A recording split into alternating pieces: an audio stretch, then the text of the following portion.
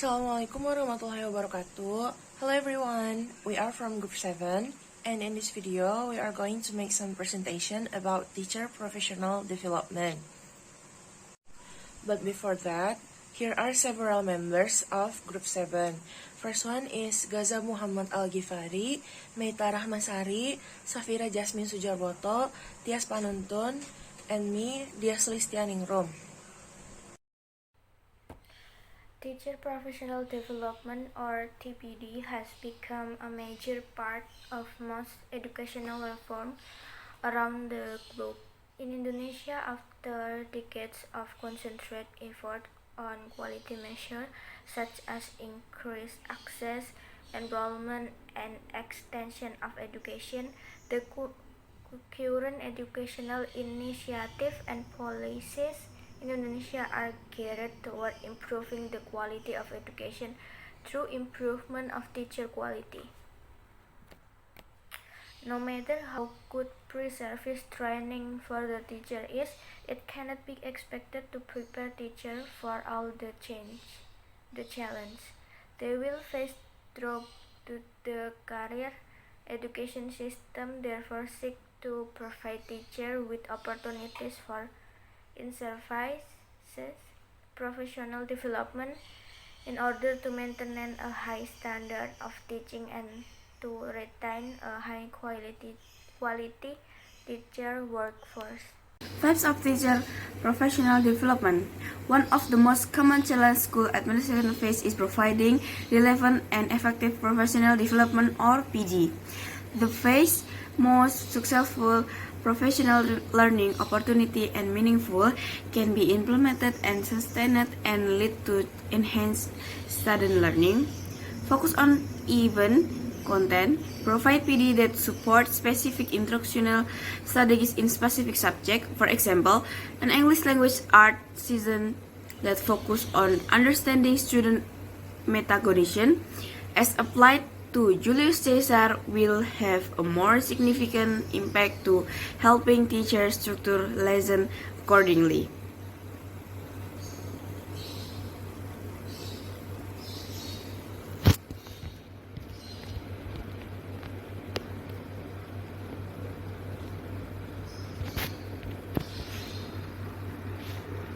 The first is create opportunity for active learning. The theory of andragogy tells us that adults have need to direct themselves, use period experience, solve real-world problems, and immediately apply new knowledge to current job responsibility. Adults have an innate need for opportunity to develop anatomy, mastery, and purpose their work. Sujarwoto embedded collaboration. Encourage PD that helps any peer observation, strategies, data learning, communication, protocol, CO teaching model, and more. Deliver the PD over a period of time. The one-shot PD session is not effective, as it could be if not paired with ongoing support and engagement. A strategic release of PD ever a Jennifer time more stranger. Model best practice. Just like a tell me, show me, involve me strategy can work with students, moving to model and application instead of sit and get. Lecture-based PD can be powerful for adult learners. Coach and support. Instructional coaching is a non-evaluative way to create opportunity for ongoing observation, feedback, reflection, and improved practice. Whether provided by experienced college or external consultant, incorporate feedback and reflective practice, providing that with teachers substantive, specific, and timely feedback, including adequate time to reflect and act. Open feedback is best for instructional improvement. Hi guys, I'll explain about unsatisfied demand and development needs.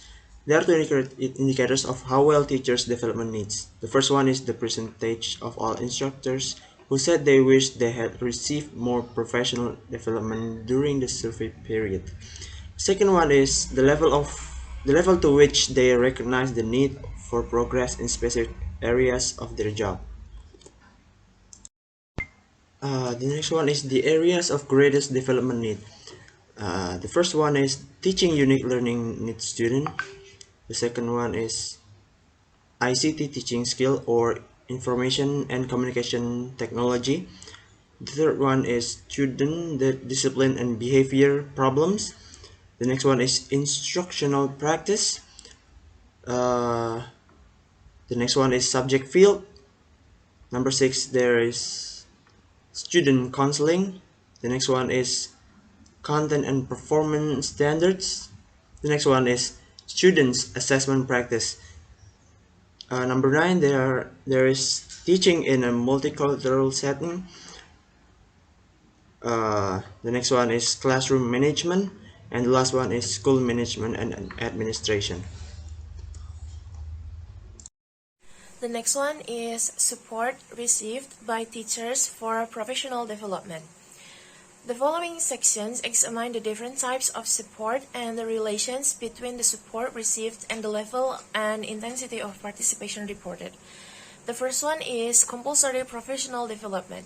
Teachers' professional development may be or may not be compulsory. Some professional development may be deemed compulsory because the skills and knowledge the development activities aim to enhance are considered important for teacher quality. In some cases, participation in such activities may even be required for teacher certification. It can also be important for teacher to exercise their own professional judgment by identifying and taking part in development activities which they feel are most beneficial to them. A high degree of compulsory professional development may be indicative of a more highly managed professional development system with less distraction for teachers to choose the development they feel they need. Next is financial support. In addition to formal entitlement to professional development of provision of mandatory programs, support for professional development can take a variety of forms. On average, with data that has been taken in some countries in 2008, around 1/4 of teachers who engage in some professional development had to pay some of the cost themselves, and a further 8% had to pay all of the costs. The survey responses indicate that in no country is all professional development completely free for all teachers. The countries with the highest percentage of teachers who paid nothing for their participation are Belgium, Malta, Slovenia, and Turkey, where more than 80% of teachers reported having paid nothing toward the cost of their professional development activities. In contrast, less than half of the teachers in Austria, Malaysia, Mexico, and Poland received free professional development, and only around 1/4 in Korea, the lowest proportion of all participating countries. The percentage paying the full cost was highest in Portugal for 25%, followed by Mexico 19%, Brazil and Italy 18%. There are salary supplements.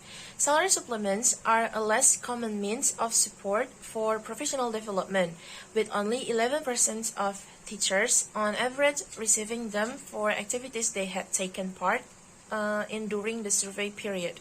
And this was a relatively common means of support in Malta, where almost half of the teachers received such supplements. It was also a significant means of support in Slovenia for 30% and the Slovak Republic 28%. It is notable that in addition to salary supplement, both Malta and Slovenia have the highest percentage of teachers who paid nothing toward the cost of their professional development, a sign of relatively generous financial support for professional development. There are scheduled time. Almost 2/3 of teachers receive scheduled time to take part in development activities. but the percentage varied substantially between less than 30%.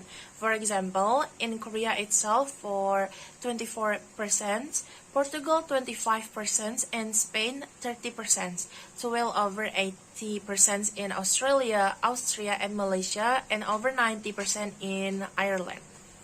And last is induction and mentoring. Another important type of support for teachers' development takes the form of school policies and practices to support teachers who are either new to the profession or new to the school. The main challenges facing beginning teacher are remarkably similar across country, such as motivating students to learn, classroom management, and assessing student work. And induction and mentoring programs may help new teachers cope with these challenges and combat early dropout from the profession. Next, we will talk about the barriers that prevent meeting demand. So, to understand better the take-up of professional development and provide insight into potential policy levers, Tyas asked teachers who had wanted to do more professional development to indicate the reason that the best explain what had prevented them from participating in more professional development. They were entitled to select as many of the options as were appropriate. Across the participating countries, from many countries, we take the result that the most commonly cited reasons were conflict with work schedule with 47% of teachers, and the second reason is no suitable professional development with 42%. In fact, in all but 4 countries, one or the other of these 2 factors was the most frequently cited barrier to take up of additional professional development. The exceptions were Hungary, Mexico, and Poland, where the cost of professional development was the reason most often cited, which is 47, 49, and 51% respectively. Then, where family responsibilities was the most cited reason with 45%. Okay, besides from conflict with work schedule and no suitable professional development, and then family responsibilities, there are any 3 reasons again for not taking more professional development, which are too expensive and lack of employer support, and the last one is didn't have the prerequisites. Okay, now we will talk about impact of professional development. Tyas asked teachers to report the impact of their development activities on their development as a teacher. Since Tyas reports teacher perceptions, these reports of perceived impacts should be treated with some caution as indicators of the effectiveness of these activities.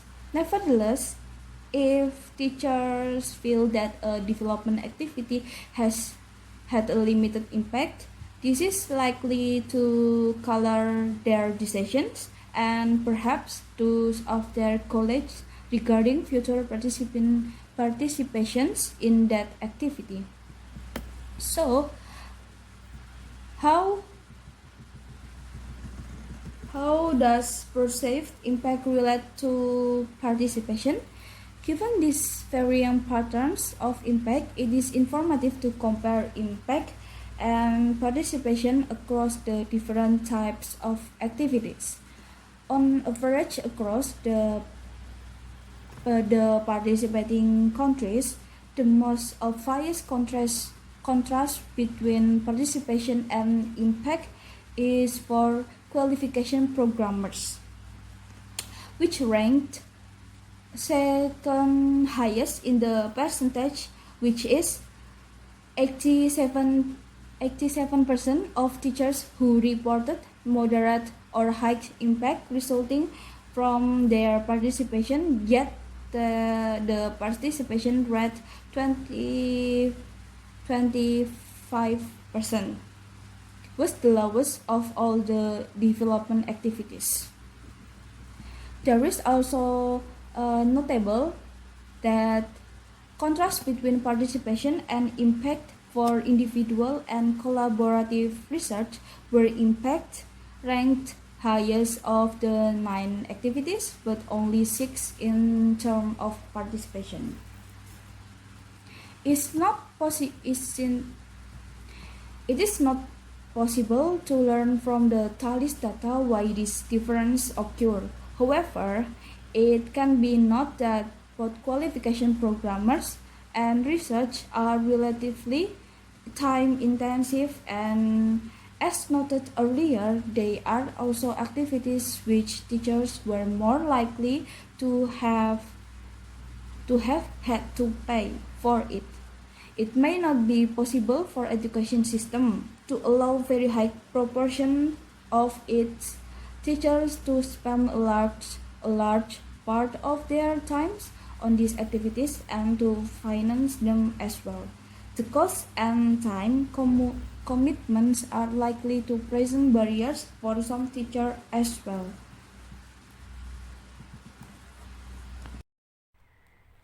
Teachers are the central actor in TPD, either a subject or object. In this regard, what teachers bring into TPD matters. A number of teacher characteristics have been extensively reported to affect teacher learning and change in TPD. For the sake of this study, however, teacher characteristics are limited to years of teaching experience, belief, and prior knowledge, also teacher economic status. The next one is teacher characteristic influencing TPD. Characteristics that are closely related to teachers' experience are their belief and knowledge. Teachers hold belief and knowledge about their student, the subject they teach, and their roles. Although these belief and knowledge are often implicit or tacit, they have been widely acknowledged to influence teacher thought and action or practice.